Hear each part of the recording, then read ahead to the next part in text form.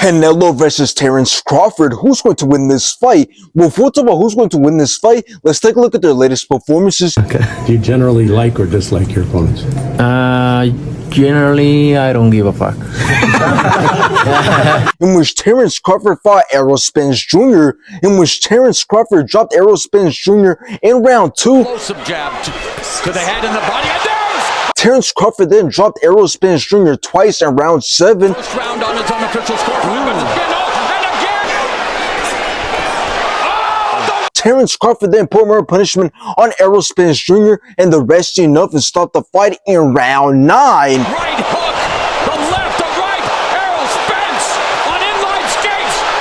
Now after this, Terence Crawford went to fight Israel Majimov, in which both started off great, both went back and forth, both landed some great shots, but Terence Crawford won by decision. From Omaha, Nebraska, USA, he is the new. Now let's take a look at Canelo's latest performances, in which he fought Edgar Berlanga, in which Canelo dropped Edgar Berlanga in round 3. You have an opportunity to do so.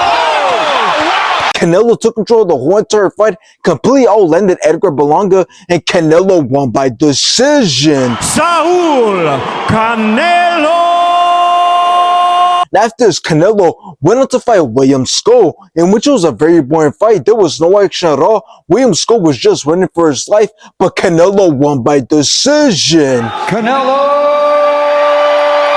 Alvarez. And I got Canelo winning this fight because Canelo has way more power and he has the size advantage. Now, this is the fight that has everybody going back and forth, as some believe that this will be an easy fight for Canelo for many reasons, but then some believe that Terence Crawford has it in him to absolutely outbox Canelo. And now here's the thing, at first I believed this was going to be an easy money grab for Canelo since he obviously has all the advantages, but the more I've thought about it, the more I'm convinced that this may not be a walk in the park for Canelo. So let's talk about how this fight's going to play out. Well, here's the thing, we know Terence Crawford is coming into this fight with almost every single disadvantage, like the fact that he's never fought at 168, he lacks the power compared to Canelo, and he's not as durable as Canelo. But that doesn't mean that he doesn't have the skill to stand in front of Canelo and box with him. And although he's older than Canelo, he does not move like he's in his late 30s. So that's why I believe we're going to see Terence Crawford do a good job at maintaining distance and picking his shots wisely, as he knows in order to beat Canelo, he cannot afford to let Canelo bully him by pushing him back and landing those big hooks over and over again. And realistically, Terence Crawford is too skilled and experienced to just let Canelo walk through him. So that's why I believe we're going to see Terence Crawford do a very good job at showing off his defensive skills. So not only will he be a hard target for Canelo to hit, but at the same time, he's going to be getting things going of his own. So in the end, if we see that Canelo is overwhelming and drowning Terence Crawford with this pressure and power early on,